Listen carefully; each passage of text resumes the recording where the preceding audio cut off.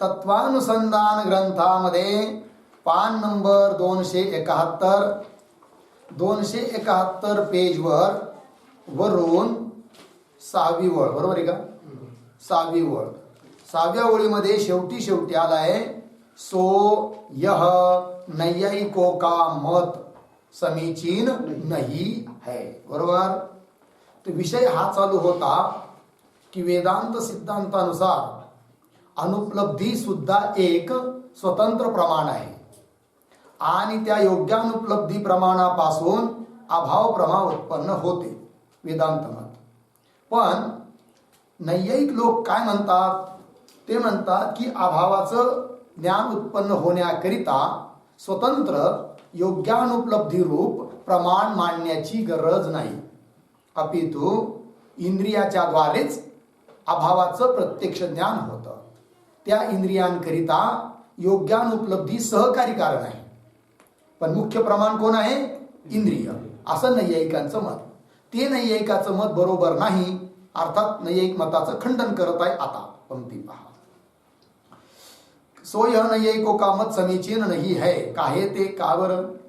चक्षुआदिक इंद्रिय का भूतलादिक अधिकरण के साथी ही संयोगादि रूप संबंध है, ता अभाव के साथी कोई भी संबंध है नहीं. पहिली गोष्ट, चक्षुरिंद्रियाचा संबंध भूतलावर काय? घटाचा अभाव. तर चक्षुरिंद्रियाचा संबंध भूतला बरोबर आहे, संयोग वगैरे. पण भूतलावर जो घटाचा अभाव, त्या घटाभावाबरोबर चक्षुरिंद्रियाचा कोणताही संबंध नाही.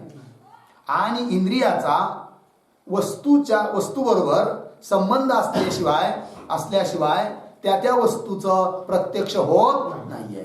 पंक्ती आहे ते चक्षुआदिक इंद्रिय का भूतलादिक अधिकरण के साथी संयोगादि रूप संबंध है, ता अभाव के साथी भूतलावर जो अभाव, त्या अभावाबरोबर चक्षुरेंद्रियाचा कोई भी संबंध है नाही.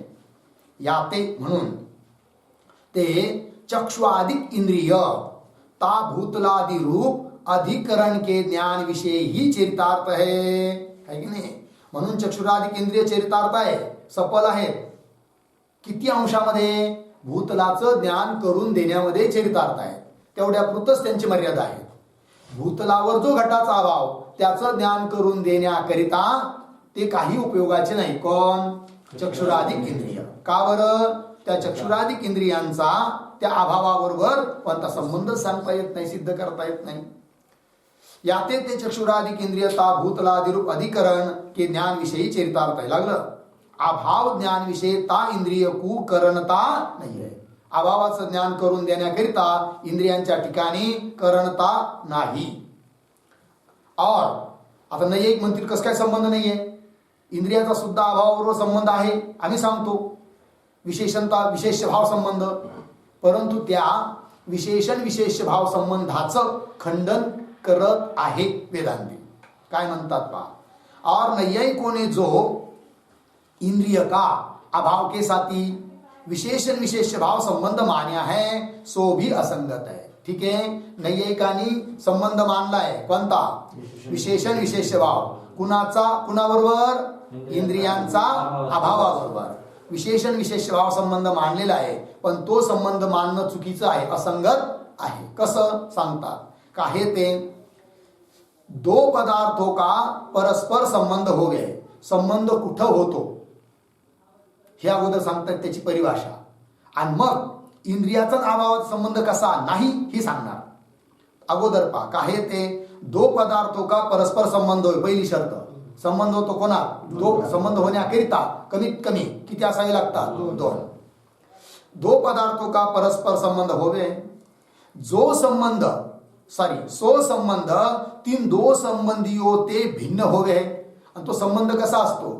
त्या दोन संबंधीहून भिन्न असतो. जसं घट आणि पट या दोघांचा संबंध, एकट्या घटाचाच घटाशी संबंध होऊ शकतो का? नाही. संबंध होण्याकरिता कमीत कमी किती लागतात? दोन. जसं घट एक आहे, पट एक आहे. आता संबंधी दोन झाली इथं, घट आणि पट. त्यांचा झाला संबंध, संयोग. तो संयोग संबंध त्या दोन्ही संबंधीहून भिन्न आहे, घट आणि पटाहून. ठीक आहे.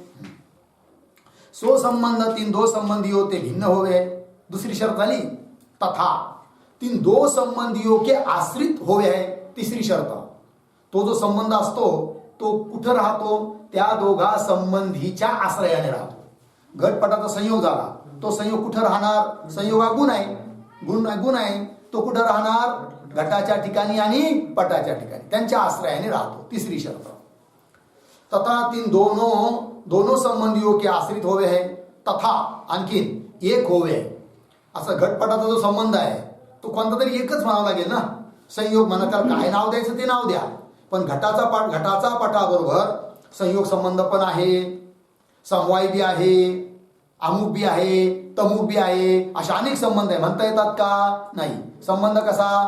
एकच. दोन पदार्थामध्ये असलेला संबंध तो कोणता तरी एकच असावा लागतो, एक होवे. चार शर्त सांगितले की नाही? हा. जैसे उदाहरण देऊन सांगतात, चक्षु भूतल का संयोग संबंध आहे. आपण उदाहरण घेतलं घटाचं आणि पटाचं, तसं यांनी उदाहरण घेतलं चक्षुरेंद्रियाचं आणि भूतलाचं. तर दोघांचा संबंध आहे, संबंधी दोघं आहेत. कोण? घट आणि चक्षु आणि भूतल. ठीक. जैसे चक्षु भूतल का संयोग संबंध ता चक्षु भूतल रूप दोनों संबंधी होते भिन्न भी है. चारी शर्त लागू होतात. पहिली शर्त काय होती? काय? सो संबंध काय ते दो पदार्थों का संबंध होवे है. दोन पदार्थ कोण इथं? चक्षुरेंद्रिय आणि भूतल, हे दोन आहेत. पहिली शर्त. दुसरी, सो संबंध तीन संबंधी होते भिन्न होवे. भूतलाचा आणि चक्षुचा जो संयोग संबंध आहे तो चक्षु संयोग संबंध, चक्षु संबंध आहे तिथं असा आहे का? भूतलच संबंध असा आहे का? नाही. दोघाचा जो संयोग संबंध तो चक्षुहून बी भिन्न आहे, भूतलाहून बी भिन्न आहे, गुण रूप आहे संयोग संबंध. अर्थात दुसरी शर्त, तीन दो संबंधी होते भिन्न होवे है. ठीक. तिसरी शर्त, तीन दो संबंधियों के आश्रित होवे. दोन संबंधी कोण इथं? चक्षु आणि भूतल, त्या दोघांच्या आश्रयाने राहतो. कोण? संयोग. ऐक नाही.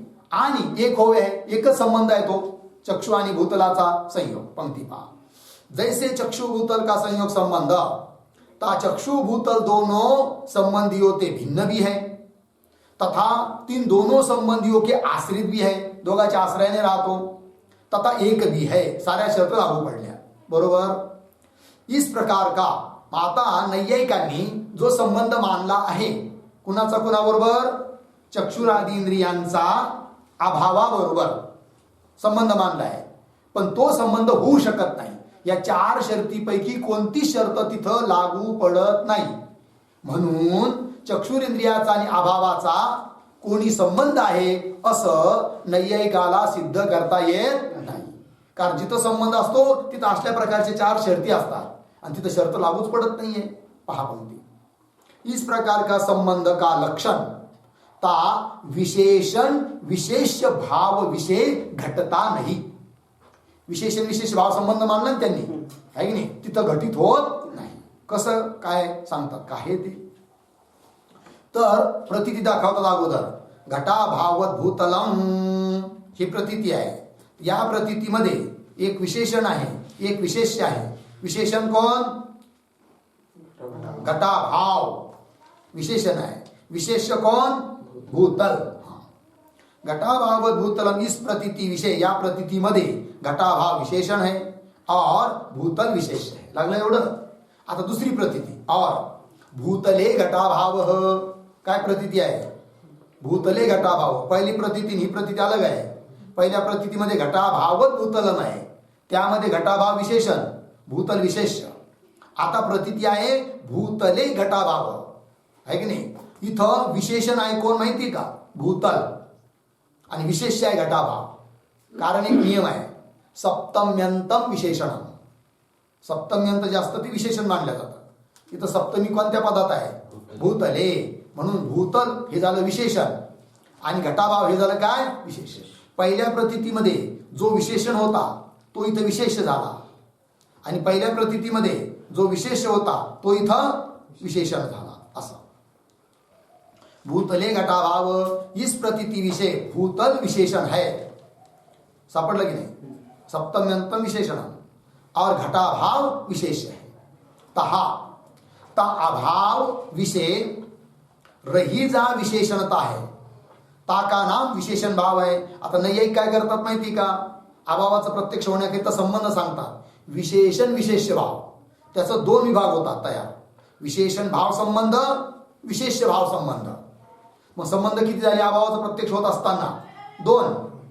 मग एक असतो संबंध, इथं किती मानले त्यांनी? दोन मानलेले आहे. कोणकोणते? विशेषण भाव, विशेष्य भाव. पहिली शर्त म्हणजे एक असतो संबंध, इथं दोन झाले, शर्त तुटली एक. अजून आणखीन शर्ती ज्या होत्या चार पैकी त्याही कशा नाही इथं हे सांगतायत ग्रंथकार. भूतले घटाभाव, इस प्रतीति विषय भूतल विशेषण है और घटाभाव विशेष है. तहा अभाव विषय रही जा विशेषणता. पहिल्या प्रतीतीमध्ये विशेषणता कुठं आहे? अभावाच ठिकाणी. कारण घटाभाव भूतलम या प्रतीतीमध्ये विशेषण कोण? घटाभाव. बोलत चला.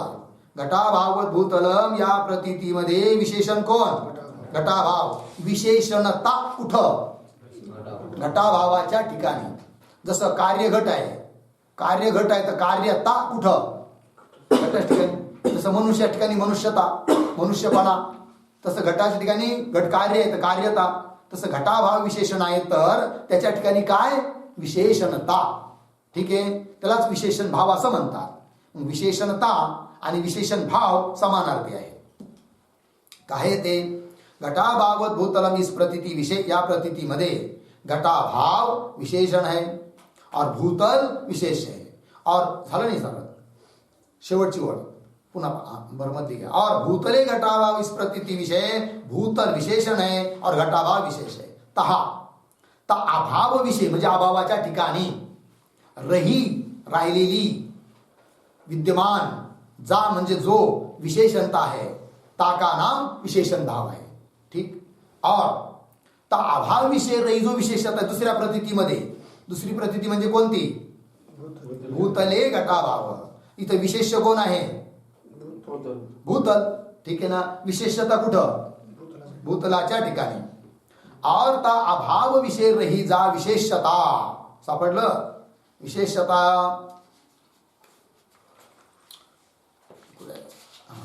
विशेषता है, ताका नाम विशेष भाव आहे. म्हणजे विशेषता यालाच पर्यायवाची शब्द आहे. कोण? विशेष भाव. ठीक आहे. तहा सो विशेषण भाव तो ता विशेषण रूपही है. विशेषण भाव म्हणजे काय?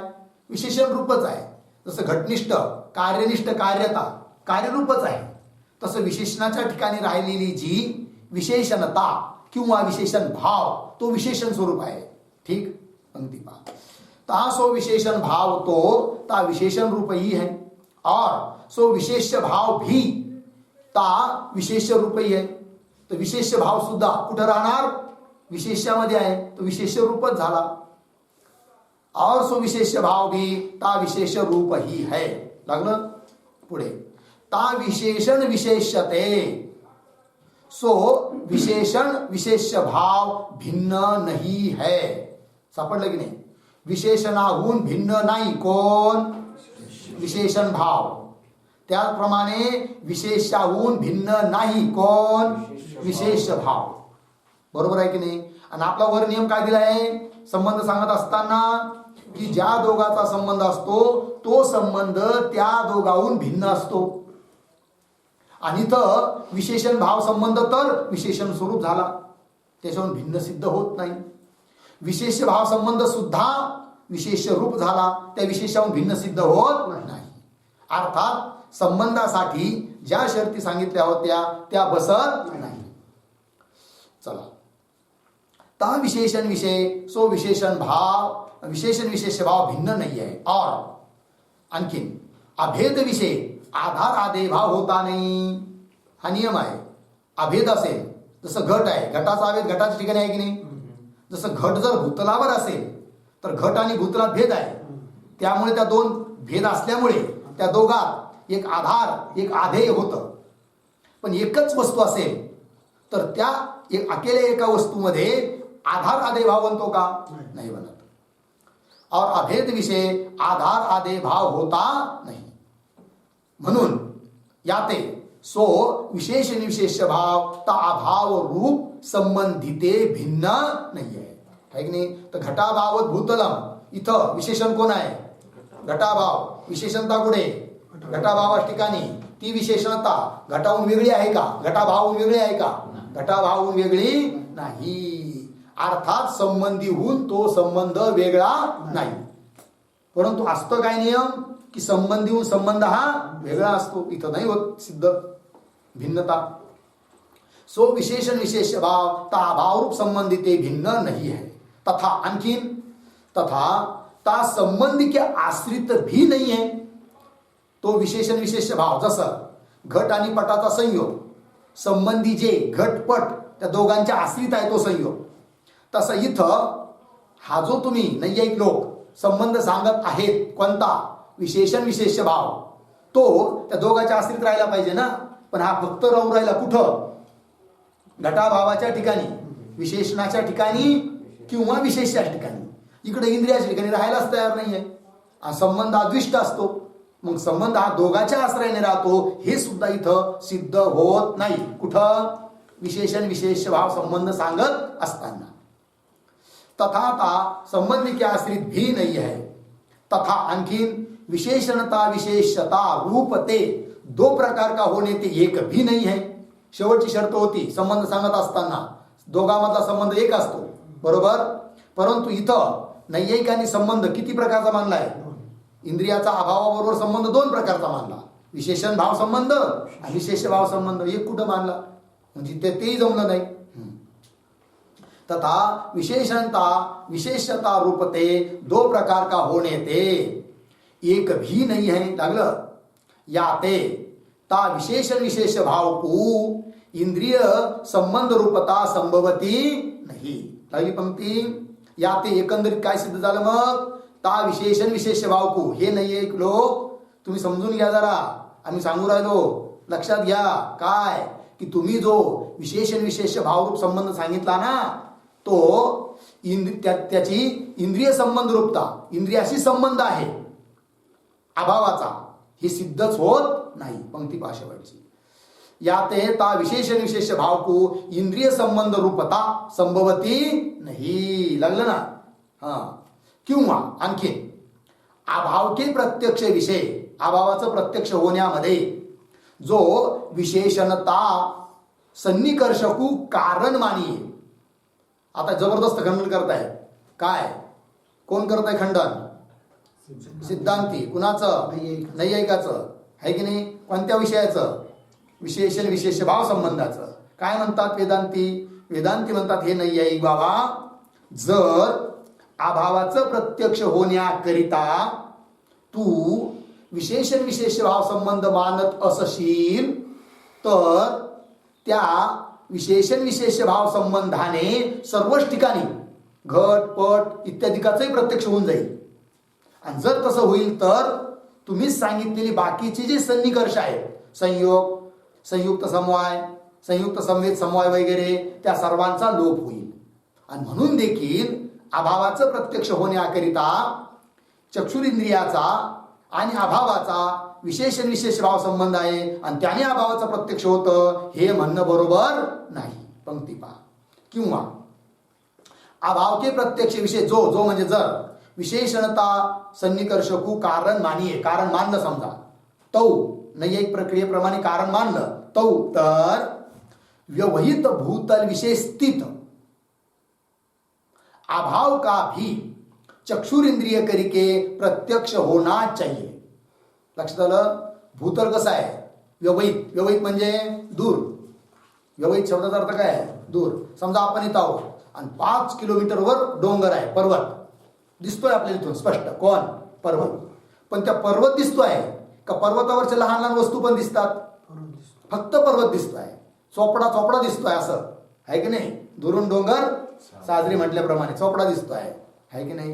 मग आता त्या डोंगरावर समजा घटाभाव आहे, पण त्याचं प्रत्यक्ष होत आहे की इथून नाही होत, पण व्हायला पाहिजे. म्हणजे कसं काय? म्हणजे चक्षु संयुक्त झाला कोण? पर्वत, भूतल, पर्वत. आणि त्या भूतलावर विशेषण भावाने आहे राहतो कोण? घटाभाव आहेच ना. आणि मग चक्षुरिंद्रियाच्या द्वारे त्या घटाभावाचं प्रत्यक्ष व्हायला पाहिजे. होतं का? होत नाही. याचा अर्थ विशेषण भाव किंवा विशेष भाव संबंध अभावाच्या प्रत्यक्षासाठी कारण आहे हे म्हणणंच चुकीचं आहे. पंक्ती पहा.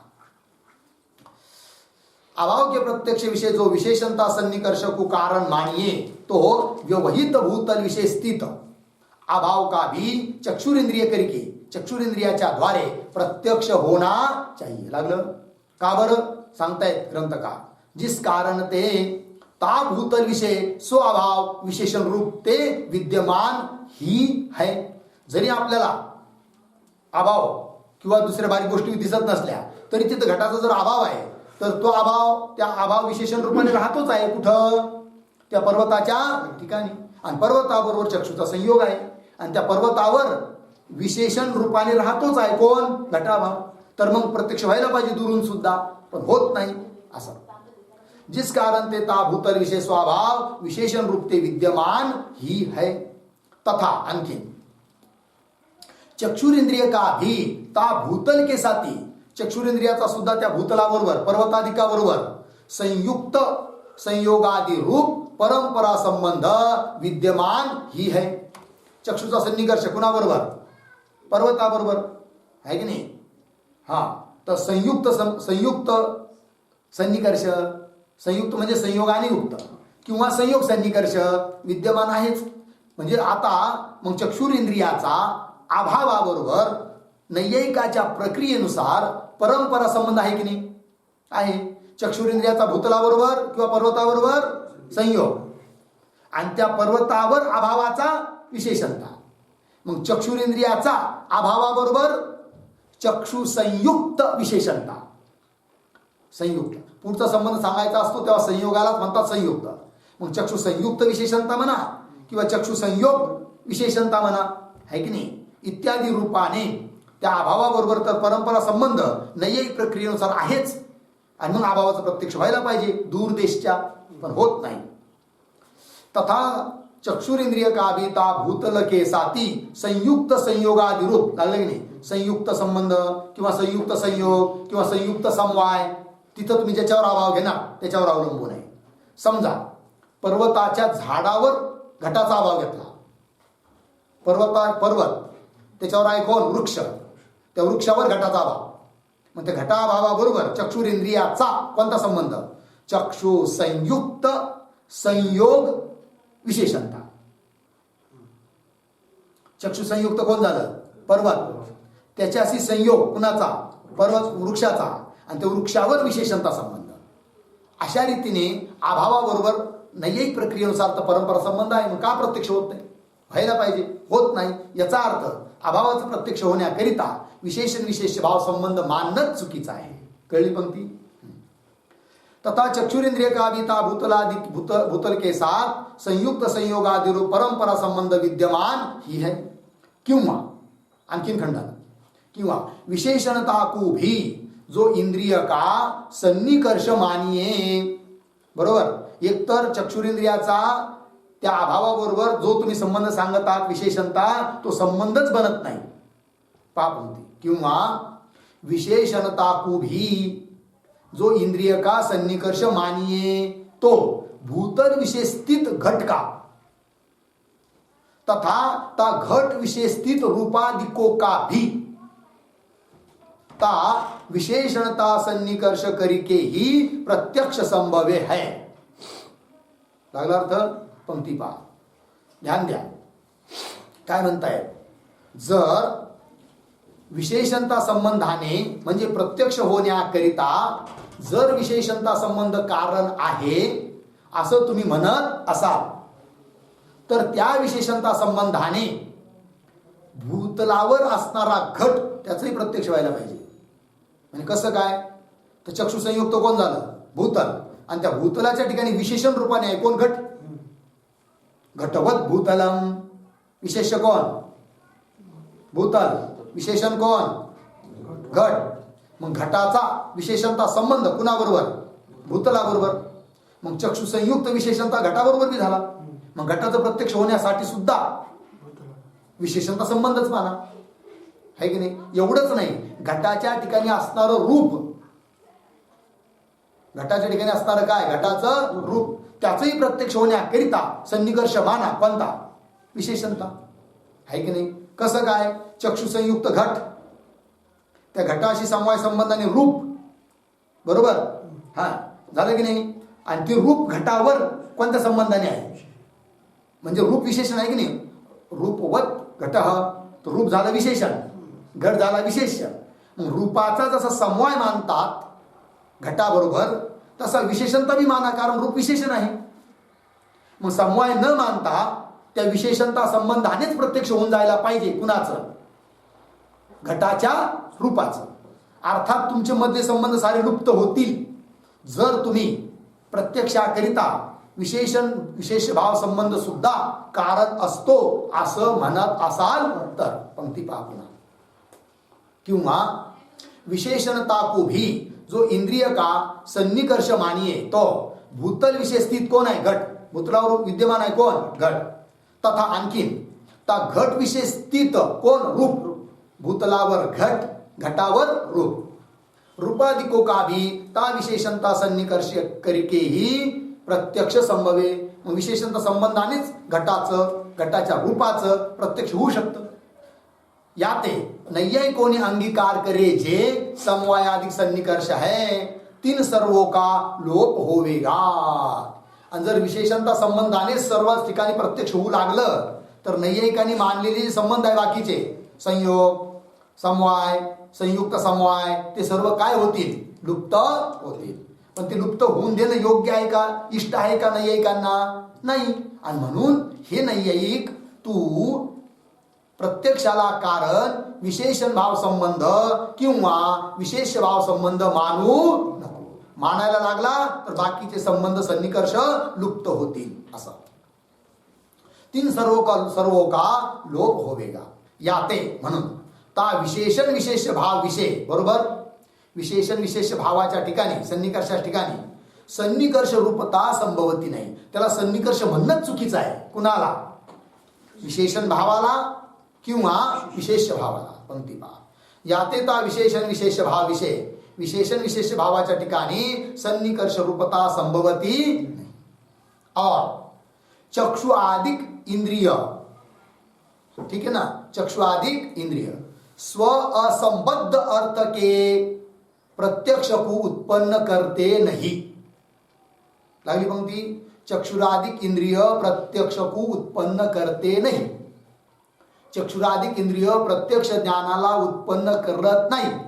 कोणत्या वस्तूचं प्रत्यक्ष ज्ञान उत्पन्न करू शकत नाही चक्षुरादिक इंद्रिय? स्व असंबद्ध, स्व चक्षु त्याच्याशी असंबद्ध. चक्षुचा संबंध ज्याच्या बरोबर येईल त्याचं प्रत्यक्ष होईल ना. की चक्षु इथं आहे की नाही, आणि एखादी वस्तू आहे कुठं? होळला. तर त्या होळमध्ये असणाऱ्या वस्तूचं प्रत्यक्ष चक्षुरेंद्रियाच्या द्वारे होईल का? नाही. का बरं?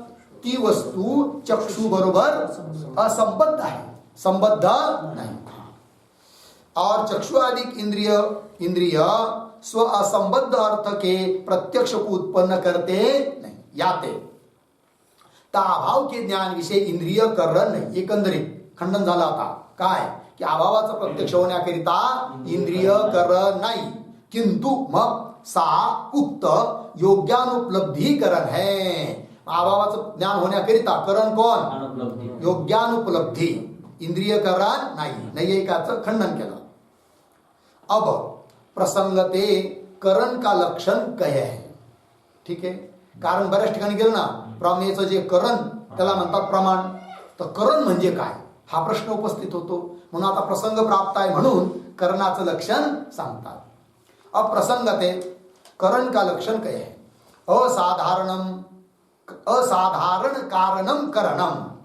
अनेक कारणापैकी, कार्याकरिता अनेक कारण असतात, त्या अनेक कारणापैकी जे असाधारण कारण असतं त्याला म्हणतात काय? करण. कारणाचे दोन प्रकार, साधारण कारण, असाधारण कारण.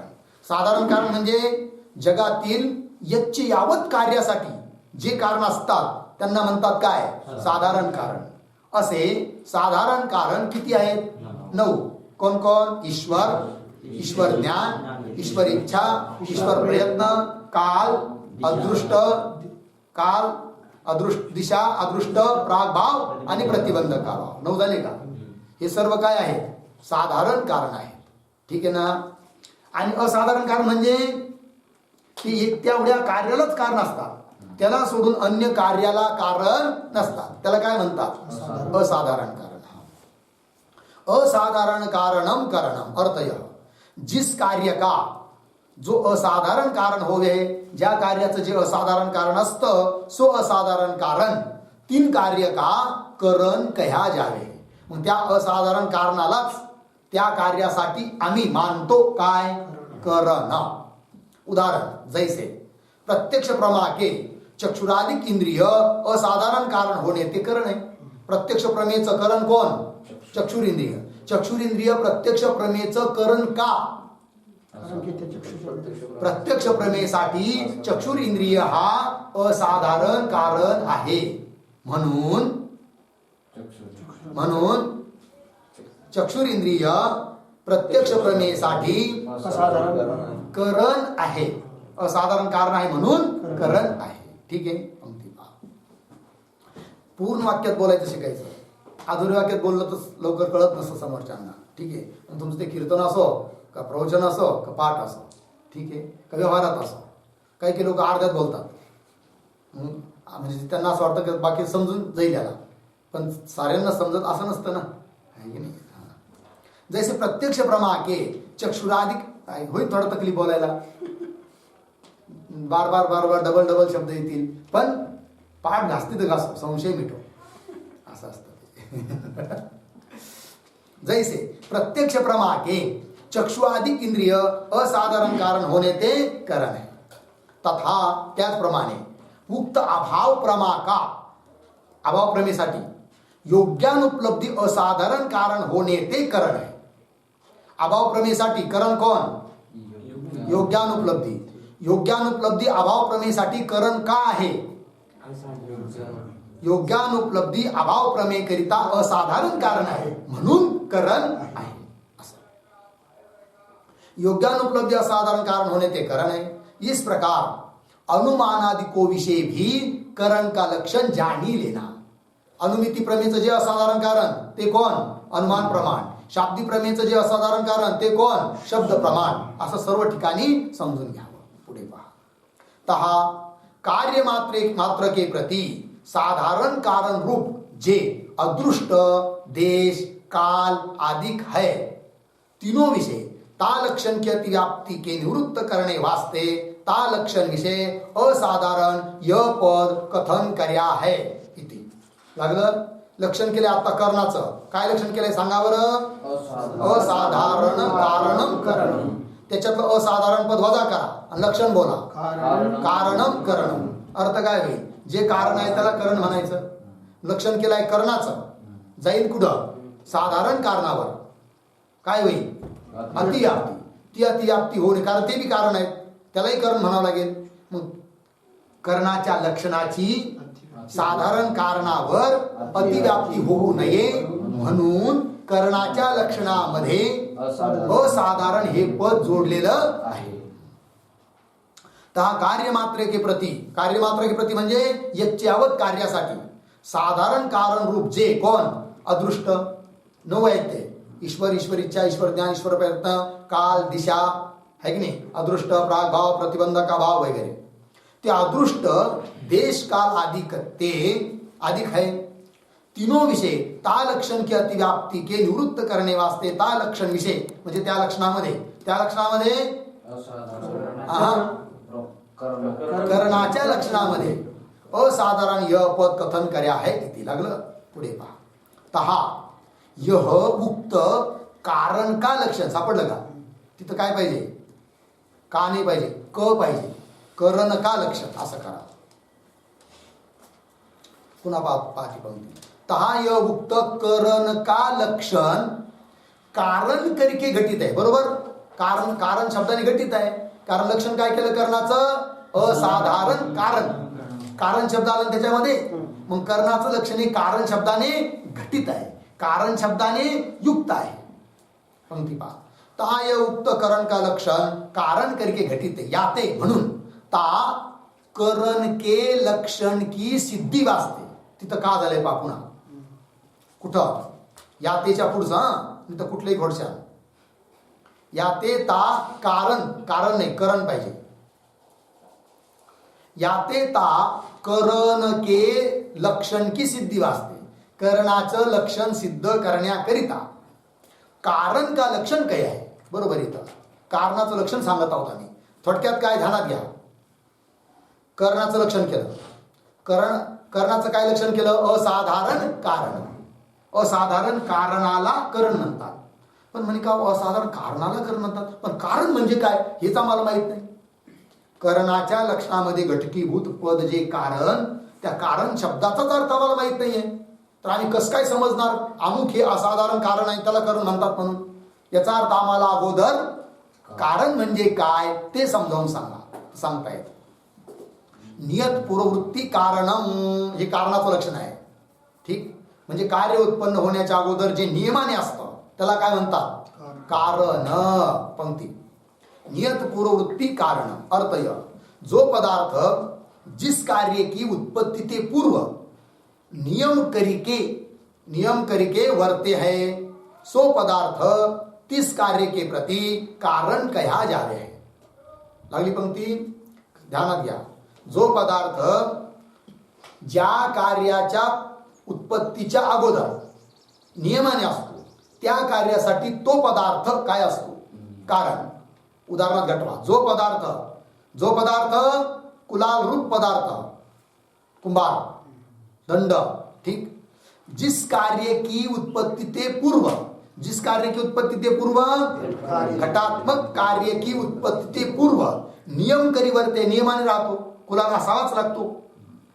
सो पदार्थ कुलाल दंड वगैरे तीस कार्य के प्रति घटात्मक कार्य के प्रति कारण कहा जावे. घटासाठी कारण आहे कुलाल दंड इत्यादी. जैसे सांगतायत घटरूप कार्य की उत्पत्ती ते पूर्व घटात्मक कार्य उत्पन्न होण्याच्या अगोदर.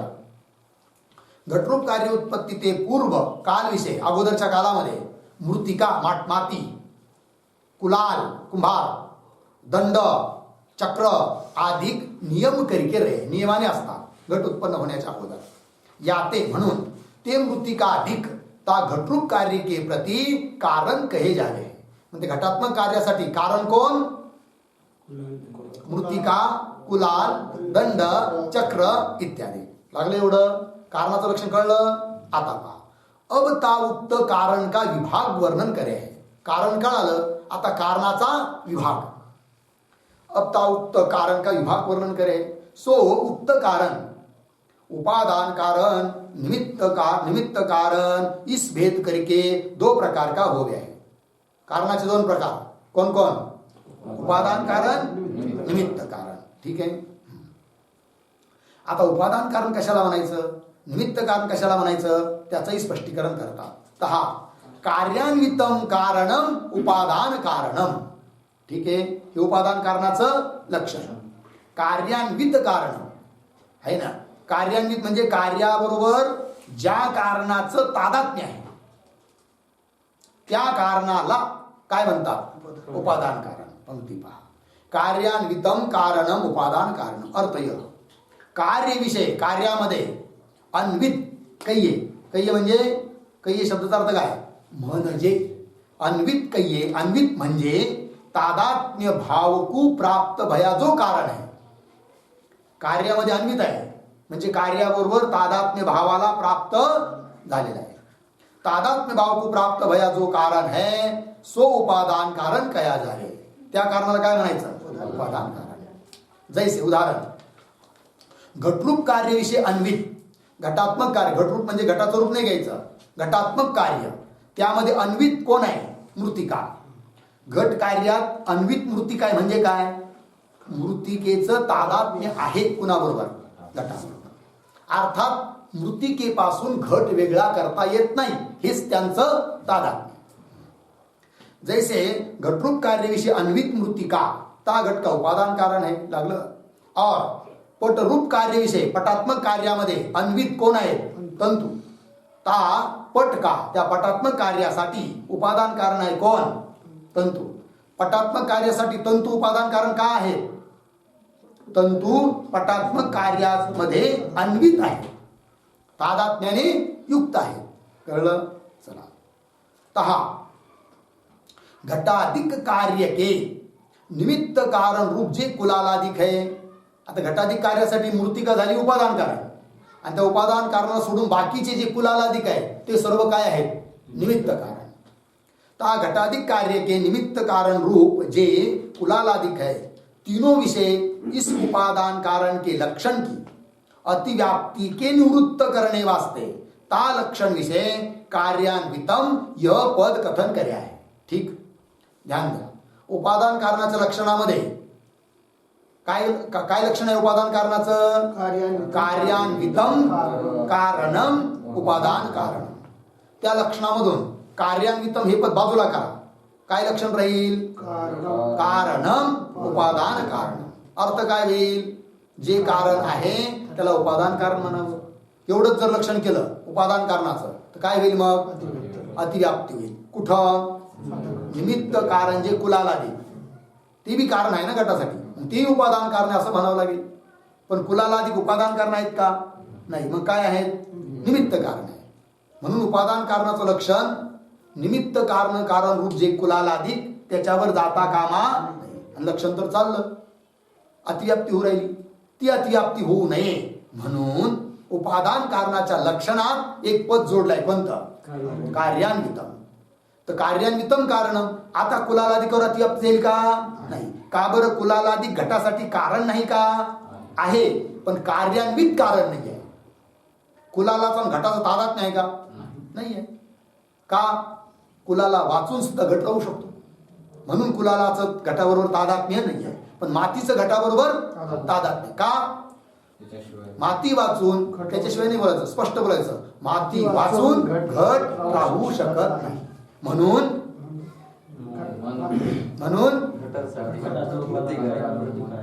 म्हणून मातीचं तादात्म्य घटाशी आहे. तादात्म्य आहे म्हणून घटाचं उपादान कारण माती आहे. ठीक, चला. कार्यान्वित यह पद कथन करे आहे. लागलं. ते कुलालाधिक निमित्त कारण घटाधिरूप कार्यविषयी अन्वित होते नाही. कुलालाधिक जे निमित्त कारण आहे ते घटात्मक कार्यामध्ये अन्वित नाहीत, म्हणून आता अतिव्याप्ती होणार नाही. याते तीनों विषय अतिव्याप्ती होवे नाही. तीनों विषय कुलालादी विषय निमित्त कारणामध्ये कुलालाधिकामध्ये अतिव्याप्ती होत नाही. याते तीनों विषय अतिव्याप्ती होवे नाही. लागलं. और घटादी कार्य विषय अन्वित जे रूपाधिक है. आता ध्यान द्या. घट उत्पन्न झाला, घटाबरोबर उत्पन्न होताच त्याच्याबरोबर घटाचं रूप आहे की नाही? कार्य घट, त्याच्याबरोबर अन्वित रूप, घटाचं रूप. कारण रूप सुद्धा घटाला सोडून राहू शकत नाही, आहे की नाही? तादात्म्य आहे त्यांचं. मग समजा एवढंच लक्षण केलं उपादान कारणाचं, केवढं? कार्यान्वितम उपादान कारण. कोणतं पद वजा केलं? कारण हे पद काढून टाकलं. लक्षण काय राहिलं? कार्यान्वितम उपादान कारण. एवढंच लक्षण केलं तर काय होईल? अतिव्याप्ती होईल. कुठं? घटाच्या रूप त्याच्यावर. कारण घटाचं रूप सुद्धा घटाबरोबर कसं आहे? अन्वित आहे. अतिव्याप्ती होऊ राहिली रूपाबरोबर. रूप काही कारण नाही घटासाठी, पण अतिव्याप्ती लक्षण चाललं म्हणजे अतिव्याप्ती झाली. ती अतिव्याप्ती होऊ नये म्हणून उपादान कारणाच्या लक्षणामध्ये पद दिलं आहे. कोणतं? कारण. लक्षण बनलं काय? कार्यान्वितम कारण. रूप जरी कार्यान्वित असलं पण ते रूप कारण नाहीये, म्हणून आता अतिव्याप्ती होणार नाही. और घटाधिक कार्य विषय अन्वित जे रूपाधिक है, तीनों विषय त्या रूपाधिका विषय रूपाधिकामध्ये इस लक्षण की अतिव्याप्ति के निवृत्त करने वास्ते बरोबर कारणम यह पद कथन कर्या है. ठीक. ते रूपाधिक ता घट के कारण है नाही. ते रूपाधिक भले घटाबरोबर अन्वित असले तरी ते घटासाठी कारण नाहीये. ते रूपाधिक ता घट के कारण है नाही. याते म्हणून तीनों विषय त्यांच्यामध्ये रूपाधिकामध्ये ता लक्षण की अतिव्याप्ती होवे नाही इथे. झालं. उपादान कारणाचं लक्षण केलं, आता लक्षण करत आहेत कशाचं? निमित्त कारणाचं. ठीक आहे. पण एक हा विस्तार कुठून चालू झाला? ते मूळ मुद्दा मात्र विसरायचा नाही. मूळ मुद्दा काय चालू होता? लक्षण केलं होतं कशाचं? करणाचं. आणि त्या करणाच्या लक्षणात कारण पदार्थ, म्हणून कारणाचं लक्षण करावं लागलं. आणि कारणाचं लक्षण केलं मग त्या कारणाचे भेदही सांगावे लागले. उपादान कारण, निमित्त कारण. मग भेद केले तर त्या उपादान कारणाचं लक्षण बी सांगणं भाग पडलं उदाहरण सहित. पुन्हा निमित्त कारणाचं लक्षण बी आता करावंच लागत आहे. पण हे सारं झाल्यावर मग सांगणार आहे की नाही, यापैकी या अनेक कारणापैकी जे असाधारण कारण ते करण, म्हणजे मूळ मुद्द्यावर येतील. ठीक आहे. और कार्यानुकूल व्यापार वत कारणम निमित्त कारणम, हे निमित्त कारणाचं लक्षण आहे. कार्यानुकूल व्यापारवाद जे कारण, त्याला काय म्हणायचं? निमित्त कारण. निमित्त कारण. अर्थ यह कार्य की उत्पत्ति के अनुकूल जो व्यापार है कि नहीं, जसं कुलालाचा व्यापार, चाकाचा व्यापार, दंडाचा व्यापार कार्य उत्पन्न होण्यासाठीच आहे ना, त्याला म्हणायचं कार्यानुकूल व्यापार. कार्य की उत्पत्ति के अनुकूल जो व्यापार आहे ता व्यापार वाला. व्यापार वाले कोण झाले? कुलाल पण आहे, दंड पण आहे, चक्र पण आहे. असं जो व्यापार आहे ता व्यापार वाला कारण निमित्त कारण कह्या जावे है. जैसे उदाहरण घटाधिक कार्य की उत्पत्ति के अनुकूल, घटात्मक कार्य उत्पन्न होण्याकरिता अनुकूल काय? व्यापार वाले कुलालाधिक. व्यापार वाले कोण आहे? कुलालाधिक आहे. कर्म करतात ना ती क्रिया. तो व्यापार वाले कुलालाधिक ता घटादि रूप कार्य के निमित्त कारण है. मग घटात्मक कार्यासाठी निमित्त कारण कोण? कुलालाधिक. और झालं एवढं. उपादान कारण कळालं, निमित्त कारण कळालं. ठीक आहे. अहो म्हणे पण ह्या लक्षणाची हे लक्षण ब्रह्मावर जाईल का? कारण जगताचं उपादान कारण कोण आहे? ब्रह्म. निमित्त कारण बी कोण आहे? ब्रह्म. आणि जर अभिन्न निमित्त उपादान कारण ब्रह्म आहे जगतासाठी, तर दोन्ही लक्षण त्याच्यात घटले पाहिजे. उपादान कारणाचं पण, निमित्त कारणाचं पण. ठीक पंक्ती पहा. और ब्रह्म तो इस जगत रूप कार्य का उपादान कारण तथा निमित्त कारण दोनों है. अभिन्न निमित्त उपादान कारण म्हणतात त्याला. अभिन्न निमित्त उपादान कारण म्हणजे जे उपादान कारण आहे तेच निमित्त कारण आहे. बरोबर. जगासाठी कारण पण आहे, निमित्त कारण पण आहे. याते ता ब्रह्म विषय, त्या ब्रह्मामध्ये इस निमित्त कारण के लक्षण की तथा उपादान कारण के लक्षण की अतिव्याप्ती होवे नाही. ब्रह्मावर लक्षणाची अतिव्याप्ती केव्हा म्हणता आली असती? उपादान कारणाच्या लक्षणाची आणि निमित्त कारणाच्या लक्षणाची ब्रह्मावर अतिव्याप्ती होईल असं केव्हा म्हणता आलं असतं? जर जगद्रूप कार्यासाठी ब्रह्म उपादान कारण नसतं. जगद्रूप कार्यासाठी ब्रह्म निमित्त कारण नसतं. उपादान कारण बी नाही, निमित्त कारण बी नाही, तरी लक्षण गेलं असतं तर म्हणता आली असती काय? अतिव्याप्ती. पण जगासाठी ब्रह्म उपादान कारण पण आहे, निमित्त कारण पण आहे, म्हणून त्याच्यावर लक्षण केलंच पाहिजे आणि जातही. म्हणून अतिव्याप्तीचा काही प्रसंग नाही आहे. याते ब्रह्म विशेष निमित्त कारण के लक्षण की तथा उपादान कारण के लक्षण की अतिव्याप्ती होवे नाही. कार्यान्वितम कारणम उपादान कारण. कार्य जगत त्याच्याबरोबर अन्वित तादात्म्याने युक्त ब्रह्म आहे की नाही? कारण ब्रह्म अधिष्ठान आहे, जगत अध्यस्त आहे ना. अधिष्ठानावर अध्यस्त पदार्थाची अतिरिक्त सत्ताच नसते, म्हणून कार्यान्वित कारण आहे ब्रह्म, म्हणून जगासाठी उपादान कारण आहे. बरोबर. आता यावर शंका. ब्रह्म को प्रपंच का उपादान कारणपणा संभवता नाही. कोण म्हणतोय? पूर्व पक्षी. त्याचप्रमाणे अशी शंका घेतली जाईल की ब्रह्म हे निमित्त कारण पण नाही, म्हणजे लक्षण घटत नाही, कारणता संभवत नाही. शंका घेतोय पूर्व पक्षी. पंक्ती पहा एक एक. शंका. ब्रह्म को प्रपंच का उपादान कारणपणा संभवता नाही. काय ते लोक विषय, लोकांमध्ये, लोक व्यवहारात समान सत्ता वाले मृत्तिका घटादिको काही परस्पर उपादान उपादेय भाव देखील आहे की नाही. लोकांमध्ये व्यवहारामध्ये मातीची सत्ता कोणती आहे? व्यवहारिक. घटाची सत्ता कोणती आहे? व्यवहारिक. दोघांची सत्ता समान झाली की नाही? समान सत्ता वाले जे दोन पदार्थ असतात त्यांच्यात कार्यकारण भाव होऊ शकतो. पण इकडं जगत व्यवहारिक किंवा प्रातिभासिक, ब्रह्म पारमार्थिक. तर पारमार्थिक ब्रह्म व्यवहारिक जगासाठी किंवा प्रातिभासिक जगासाठी कारण कसं काय बनेल? समान सत्ताच नाहीये. शंका कळली का? पंक्ती पहा. काय ते लोक विषय समान सत्तावाले मृत्तिका घटादिको काही परस्पर उपादान उपादेवा. उपादान म्हणजे उपादान कारण, उपादेय म्हणजे कार्य. उपादेय शब्दाचा अर्थ काय होतो? कार्य. उपादान उपादेय भाव म्हणजे कारण कार्य भाव देखील आहे. विलक्षण स्वभाव वाले पदार्थों का सो उपादान उपादेय भाव कहा भी देखिता नहीं. ध्यान द्या. दोन पदार्थ आहे, दोघांचा स्वभाव अत्यंत विलक्षण आहे. अशा त्या दोन पदार्थामध्ये कार्यकारण भाव बनेल का? नाही बनत. घटासाठी उपादान कारण मातीच बनेल, तंतू नाही. पटासाठी उपादान कारण तंतूच बनेल, माती नाही. कळलं की नाही? हाँ. विलक्षण स्वभाव वाले पदार्थों का सो उपादान उपादेय भाव कहा भी देखिता नहीं. और ब्रह्म तो चेतन रूप है, चेतन आहे. आणि कार्य प्रपंच जगत जड रूप आहे. लागलं. पुन्हा एक पारमार्थिक आहे, एक व्यवहारिक आहे. याते ब्रह्म प्रपंच दोनों परस्पर विलक्षण आहे, भिन्न भिन्न लक्षण वाले आहेत. याते म्हणून ता विलक्षण ब्रह्मकू ता विलक्षण प्रपंच का उपादान कारणपणा संभवता नाही. कोण म्हणतोय? पूर्व पक्षी.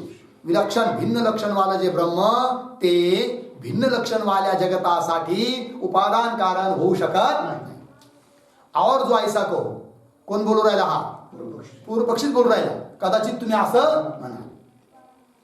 और जो ऐसा कहो कि जैसे इंद्रिय के अगोचर धर्म अधर्म विषय श्रुती ही प्रमाण है. धर्म अधर्म दिसतात का आपल्याला? नाही. पण मानतो की नाही आपण? का? श्रुती सांगते म्हणून. श्रुती प्रमाणावरून आपण मानतो. कुणाला? धर्म अधर्माला. जैसे इंद्रिय के अगोचर धर्म अधर्म विषय धर्माधर्माच्या बाबतीत श्रुती ही प्रमाण आहे, तैसे इंद्रियों के अगोचर ब्रह्म विषय भी. ब्रह्म जरी इंद्रियाला दिसत नसलं, कळलं की नाही, तो तैसे इंद्रियों के अगोचर ब्रह्म विषय भी श्रुती प्रमाण आहे. अर्थात श्रुती ब्रह्म आणि जगत यांचा कार्यकारण भाव सांगते, म्हणून कार्यकारण भाव मानायला अडचण नाही असं कदाचित तुम्ही वेदांती आम्हाला म्हणशाल. पण ते तुमचं म्हणणं बरोबर नाही. कोण म्हणतो? पूर्व पक्षी. तैसे इंद्रियों के अगोचर ब्रह्म विषय भी श्रुती ही प्रमाण है. तो श्रुती सांगतात. और यतो वा इमानी भूतानि जायन्ते. यतो वा ज्याच्यापासून हे सर्व भूत प्राणी मात्र उत्पन्न होतात. इत्यादी श्रुती ब्रह्म ते ब्रह्मापासून जगत की उत्पत्ती स्थिती लय को कथन करती हुई. जगताची उत्पत्ती स्थिती लय कुठून? ब्रह्मापासूनच आहे असं कथन करते श्रुती. करती हुई ता ब्रह्म को ही जगत का उपादान कारण कहे. अर्थात या जगताचं उपादान कारण ब्रह्म आहे असं कोण सांगते? श्रुती सांगते. मग जर श्रुती सांगते तर मानायला काय अडचण आहे? जरी दोघांचा स्वभाव विरोधी विलक्षण असला तरी. कोण दोघाचा? जगताचा आणि ब्रह्माचा. जरी विलक्षण स्वभाव असला तरी कार्यकारण भाव मानायला तुम्हाला काय अडचण आहे? कारण श्रुती सांगते असं पूर्वपक्षी बोलतो. कार्यकारण भाव मानायला काय अडचण आहे असं कदाचित तुम्ही म्हणाल. कोण बोलू राहिला? पूर्व पक्षी म्हणतोय. सिद्धांतांना कदाचित तुम्ही असं म्हणाल. काय म्हणजे पूर्व पक्षाचं म्हणणं काय आहे? दोघात कार्यकारण भाव नाही. कोणात? ब्रह्म आणि जगत यांच्यात कार्यकारण भाव नाही. कुणाचं म्हणणं? पूर्व पक्षाचं. का बरं कार्यकारण भाव मानत नाही? तो विलक्षण स्वभाव आहे म्हणून. यावर तोच पूर्वपक्ष म्हणतो सिद्धांतांना कदाचित तुम्ही असं म्हणाल श्रुती प्रमाण आहे मग कार्यकारण भाव माना. पण ते तुमच्या सिद्धांताचं म्हणणं बरोबर नाही. अर्थात जरी श्रुती सांगत असली ब्रह्म आणि जगताचा कार्यकारण भाव आहे तरी तो मानणं योग्य नाही. कोण बोलतोय? पूर्वपक्षी. का बरं मानणं योग्य नाही? श्रुती सांगत असून देखील तो बोलतोय बघा. जगत के उपादान कारण कहे याते ता श्रुती विषय याते ता श्रुती के बल ते, म्हणजे श्रुतीच्या आधाराने ब्रह्म को जगत की उपादान कारणता सिद्ध आहे की नाही. ब्रह्म काय जगताचं उपादान कारण हे सिद्ध आहे असं तुम्ही वेदांती म्हणाल, पण ते तुमचं म्हणणं बरोबर नाही. कोण म्हणतो? पूर्वपक्षी. और श्रुती सिद्ध अर्थ विषय युक्ती, आणखीन युक्ती तोच बोलतोय पूर्वपक्षी सिद्धांतांना. तुम्ही पुन्हा आणखीन बोलून असंही म्हणाल म्हणे काय की श्रुती सिद्ध अर्थाकरिता युक्तीची गरज नाही. कारण युक्ती काय सांगितली ती बरं पूर्वपक्षाने की समान सत्तावाले पदार्थातच कार्यकारण भाव बनतो, विलक्षण स्वभाववाल्या पदार्थात कार्यकारण भाव बनत नाही. बरोबर. पण सिद्धांती म्हणतात काय श्रुती सांगते आहे कार्यकारण भाव माना, आणि जी गोष्ट श्रुती सांगते त्याच्याकरिता युक्ती पण असली पाहिजे त्याची जरूरतच नाही. मग श्रुती सांगते म्हणून माना तुम्ही कार्यकारण भाव असं कदाचित सिद्धांती म्हणतील पूर्वपक्षाला, पण पूर्वपक्षी म्हणतो असंही तुमचं म्हणणं बरोबर नाही असं बोलायचं. और श्रुति सिद्ध अर्थ विषय युक्ति की अपेक्षा होती नहीं. लागले एवढं. सो य क ना भी संभवता नाही. कोण म्हणतो?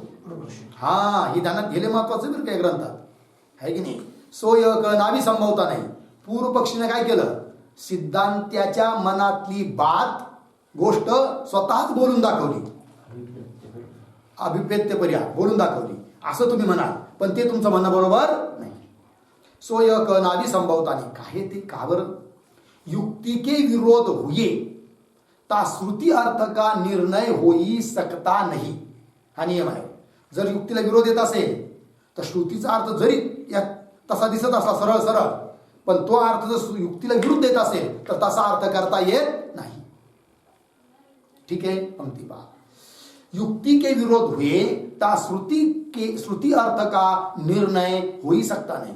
जो कदाचित, जर कदाचित युक्ती विरोध हुए भी, म्हणजे युक्तीशी विरुद्ध असलं तरी देखील जर श्रुतीचा अर्थ मानत असाल तुम्ही तर काय अडचण येईल पहा. कोणती? जो कदाचित युक्ति के विरोध हुए भी श्रुति अर्थ का निर्णय होता होवे. युक्तीचा विरोध असून सुद्धा युक्तीला जुळत नाही, संगती लागत नाही युक्तीने, तरी पण तुम्ही तसा श्रुतीचा अर्थ जर करत असाल तर काय होईल? श्रुति अर्थ का निर्णय होता होवे तो ता विरोध के निवृत्ती करणे वास्ते, विरोधाची निवृत्ती करण्याकरिता जो उत्तर मीमांसा का आरंभ कर्या है, ब्रह्मसूत्राचा आरंभ झालेला आहे, सो आरंभ व्यर्थ होवेगा. तो आरंभ व्यर्थ होईल, ब्रह्मसूत्र व्यर्थ ठरेल. कोण बोलू राहिला आहे? सारं पूर्वपक्षी. अर्थात पूर्वपक्षाचा अभिप्राय काय आहे की युक्तीला अनुकूलच श्रुतीचा अर्थ केला पाहिजे असं तो बोलतोय, पण खरा अर्थ तसा नाहीये. अर्थ कसा आहे? श्रुतीला अनुकूल युक्ती सांगितली पाहिजे. युक्तीच्या मागे श्रुती नाहीये, श्रुतीच्या मागे युक्ती आहे. मग अन्य शास्त्रकार विरोध दाखवतात तर त्या विरोधाचा परिहार करतात कोण? ब्रह्मसूत्रकार. की तुम्ही जो सांगतात ना तो विरोध तसा नाहीये, अशी श्रुतीचा अर्थ आहे, त्याच्या अनुकूल ही युक्ती अशी आहे. ठीक आहे की नाही? ता विरोध के निवृत्ति करने वास्ते जो उत्तर मीमांसा का आरंभ कर्या है सो आरंभ ही व्यर्थ होवेगा. याते म्हणून उक्त युक्ती ते विरुद्ध होणे ते वर सांगितलेली युक्ती कोणती? समान सत्तावान पदार्थामध्येच कार्यकारण भाव बनतो, विषम सत्तावाल्या पदार्थामध्ये कार्यकारण भाव होत नाही, ही युक्ती पूर्वपक्षाने दिलेली. याते उक्त युक्ती ते विरुद्ध होणे ते चेतन ब्रह्म को जड़ जगत की उपादान कारणता संभवती नाही. जगत कसं आहे? जड. त्याचं उपादान कारण चेतन असं ब्रह्म होऊ शकत नाही. चेतन ब्रह्म को जड जगत की उपादान कारणता संभवती नाही. लागलं एवढं. किंवा ता ब्रह्म को जगत की निमित्त कारणता भी संभवती नाही.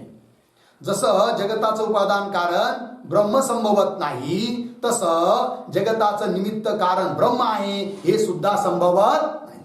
काय ते? लोक विषय घटाधिक कार्यों के निमित्त कारण रूप जे कुलालाधिक आहे. बरोबर. घट कार्याचं निमित्त कारण कोण? कुलालाधिक है। ते कुलालाधिक संगवान तथा करता ही देखने में आवे है। संघवाले आहेत कुलालाधिक, पुन्हा करता आहे। जो करता असतो, संगवान असतो, तोच निमित्त कारण होऊ शकतो। पण तुमचं ब्रह्म कसं आहे? असंग आणि पुन्हा क्रिया रहित आहे, कोणतंही कर्म तो करत नाही, ते कसं काय निमित्त कारण बनणार अशी शंका। और ब्रह्म तो श्रुति असंग तथा अकर्ता कहे है। याते ता असंग अकर्ता ब्रह्म को जगत की निमित्त कारणता भी संभवती नाही। एकंदरीत ब्रह्म जगतासाठी उपादान कारण पण नाही आणि निमित्त कारण पण नाही। याते ता जड प्रपंच का जड प्रदान ही उपादान कारण मान्या चाहिए। मग त्या जड जगताचं उपादान कारण कोण मानायला पाहिजे? प्रधान।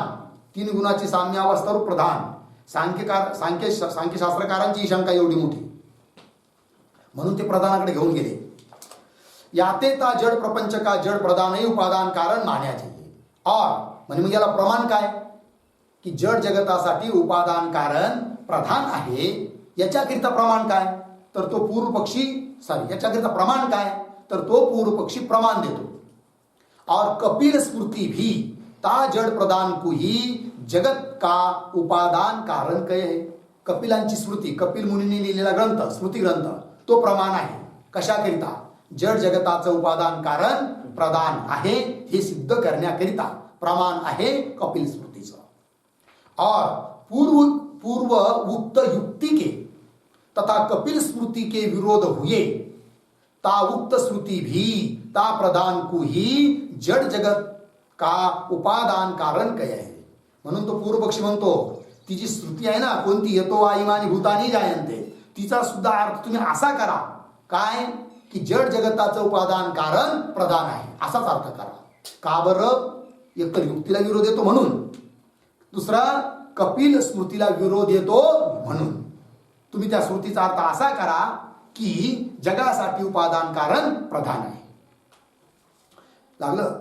और कपिल स्मृति भी ता जड़ प्रदान को ही जगत का उपादान कारण कहे है। और पूर्व उक्त युक्ति के तथा कपिल स्मृति के विरोध हुए सा उक्त श्रुति भी ता प्रदान को ही जड़ जगत का उपादान कारण कहे है। याते जड़ प्रदान ही जड़ प्रपंच का उपादान कारण है इति।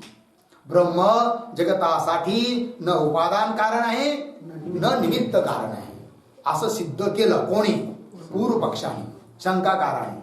आता त्याचं उत्तर द्यायचं आहे, उत्तराचा विचार आपण उद्या। ओम पूर्णमदः पूर्णमिदं पूर्णात् पूर्णमुदच्यते पूर्णस्य पूर्णमादाय पूर्णमेवावशिष्यते।